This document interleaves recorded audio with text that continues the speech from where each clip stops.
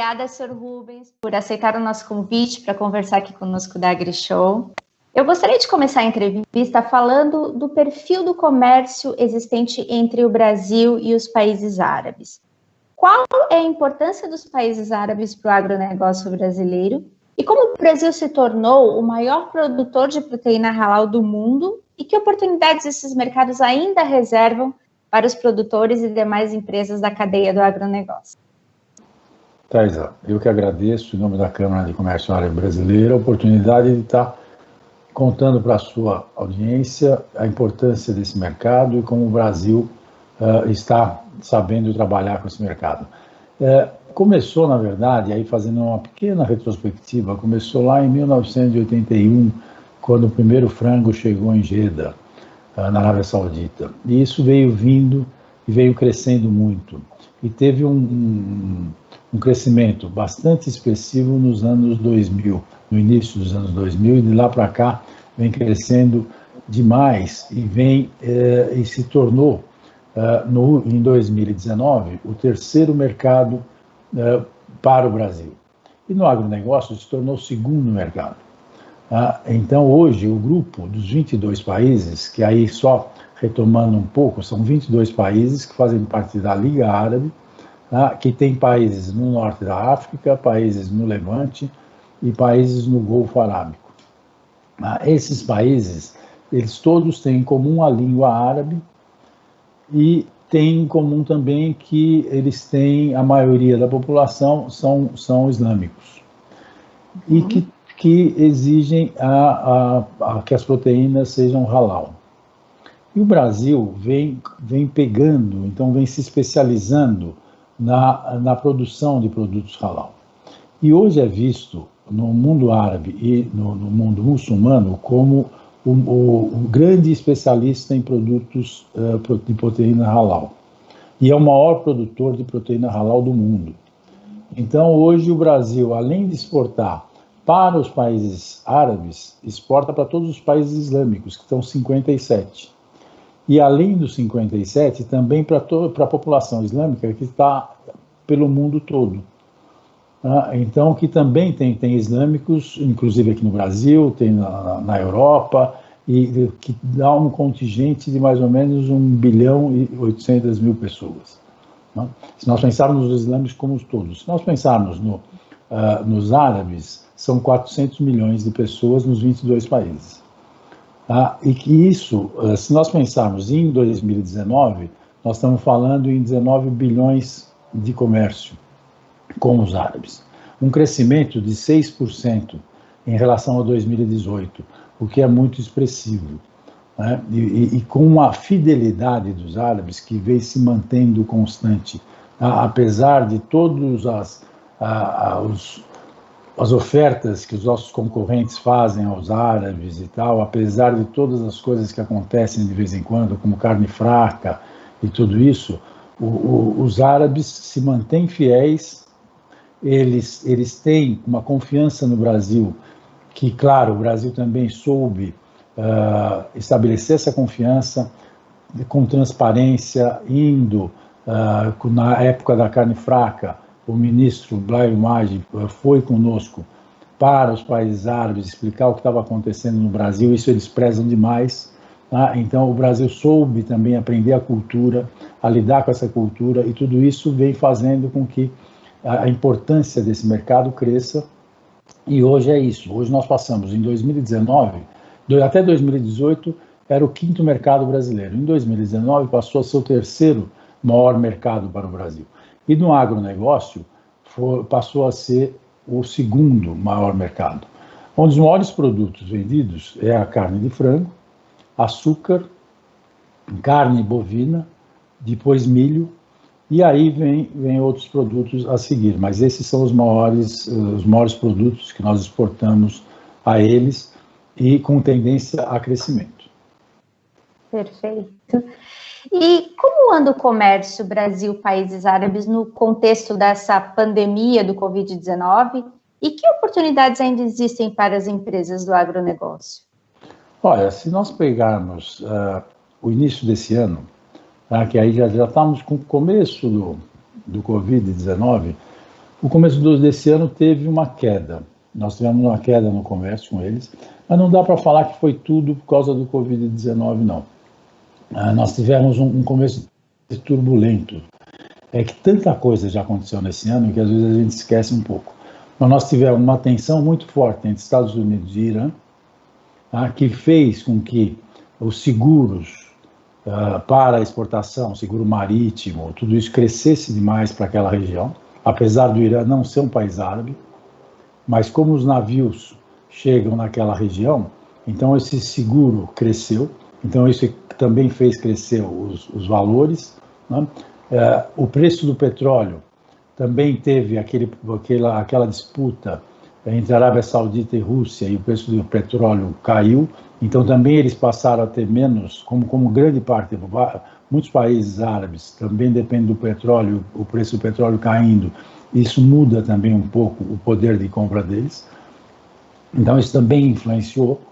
E claro que também veio o Covid-19 e fez com que também nós tivéssemos um menor acesso aos aeroportos, por exemplo, de Dubai estava com problema de acesso ao aeroporto, nós tivemos na Arábia Saudita o fechamento da peregrinação, então tudo isso influenciou e fez cair um pouco o mercado, nós tivemos uma queda de 13% de abril a março, se nós compararmos com o ano passado. Então teve um pouco essa queda, mas também a gente está vendo que isso está voltando, e isso foi muito menor nos alimentos básicos, por exemplo, frango não caiu, frango aumentou 2%, em torno de 2%, 1%, 1,5%. Açúcar aumentou 41% a compra. Quer dizer, os alimentos que eles realmente precisam muito, até por causa do coronavírus, isso aumentou mesmo. Então, teve lá uma influência, está tendo uma influência, está tendo uma mudança de perfil, mas não, a tendência não é de queda, a tendência é de aumento, até porque eles estão realmente mudando esse perfil, como o mundo inteiro está mudando, né? O mundo inteiro está revendo tudo, e daí dá para falar o seguinte, olha, infelizmente nós estamos nessa crise toda sanitária de coronavírus, mas tem muita oportunidade para essa relação. Eu não diria que é para o Brasil, eu acho que é para essa relação entre Brasil e países árabes.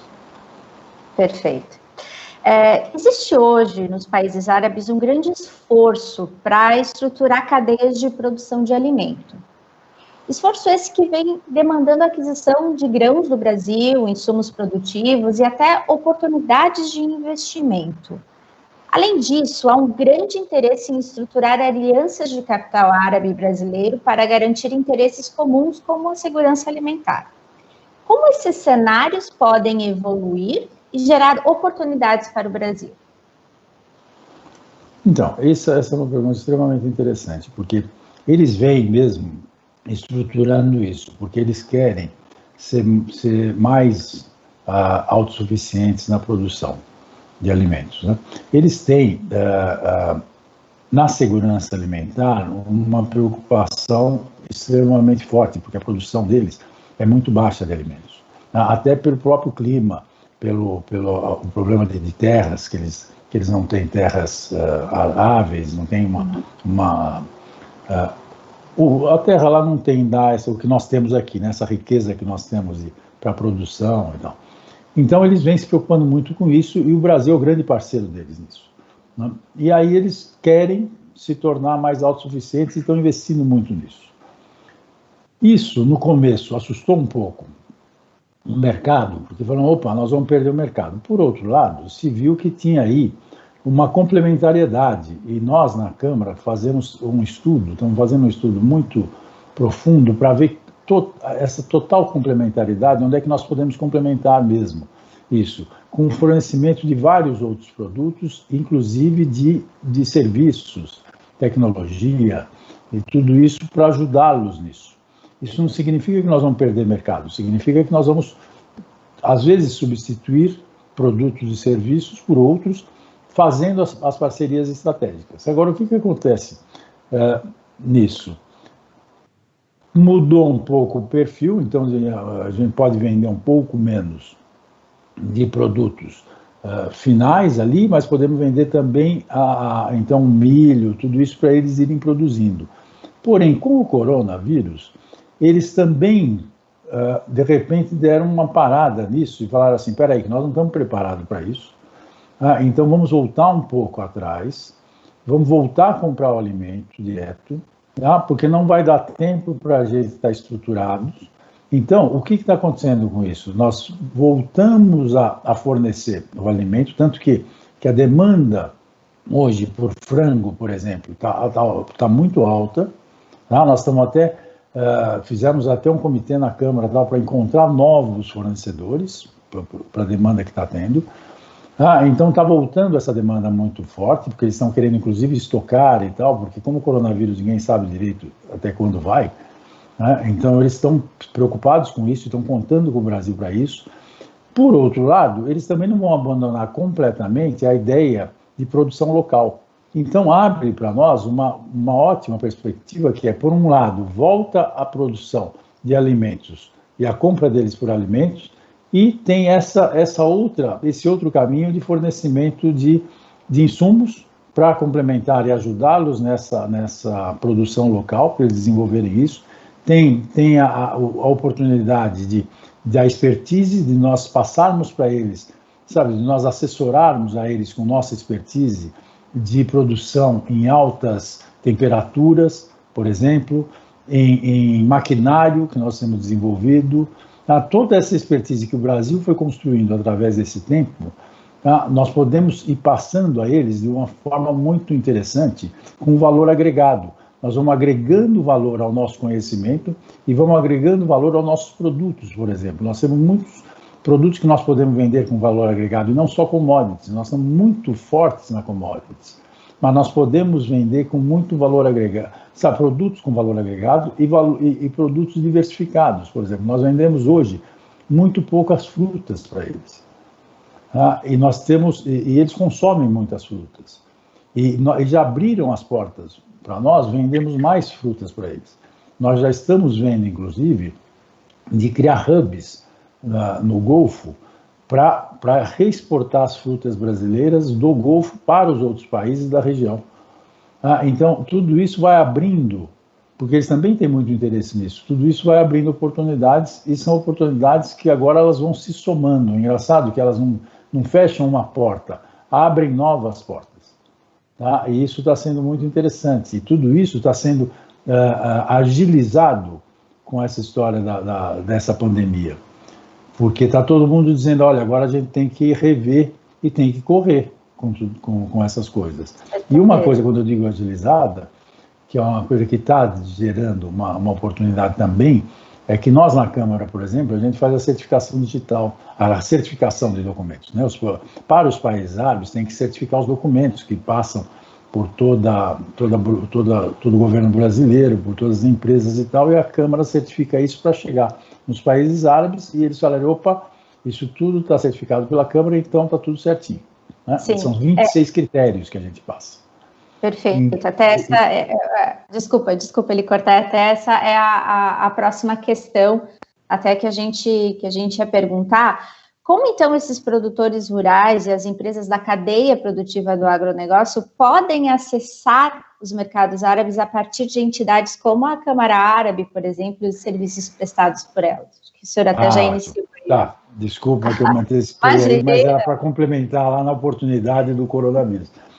Então, já pego isso e complemento com com a história da certificação. Então, quando um produto chega nos países árabes, eles vão verificar toda a documentação, mas eles vão verificar, na verdade, se essa documentação está certificada pela Câmara. Se estiver certificada, é porque tudo isso foi verificado, inclusive o certificado halal, se ele é verídico, se ele está correto e tal. Isso, antigamente, quer dizer, uma grande parte ainda é feita tudo através do papel. Porém, com a pandemia, rapidamente, uma coisa que a gente vinha desenvolvendo de forma muito demorada, negociações e tal, muito rapidamente, alguns países, e mesmo alguns trâmites aqui no Brasil, todo mundo aceitou fazer isso digitalmente. Então, nós resolvemos isso, coisa que estava demorando anos para ser resolvida, nós resolvemos em 2 semanas. Sabe, agilizou muito o processo. E isso não volta mais no papel, né? Quer dizer, para esses países. Sim. Tá? E agora a gente está procurando implantar nos outros países também. Mas, complementando a sua pergunta, então, como é que pode se acessar esse mercado? Então, a Câmara tem mais de 60 anos, tem 68 anos, vai fazer. E ela tem por missão exatamente isso, aproximar brasileiros e árabes, conectando todos eles, para verificar que oportunidades tem e repassar para os brasileiros e para os árabes as culturas de cada um dos locais. Então, a Câmara é especialista nisso.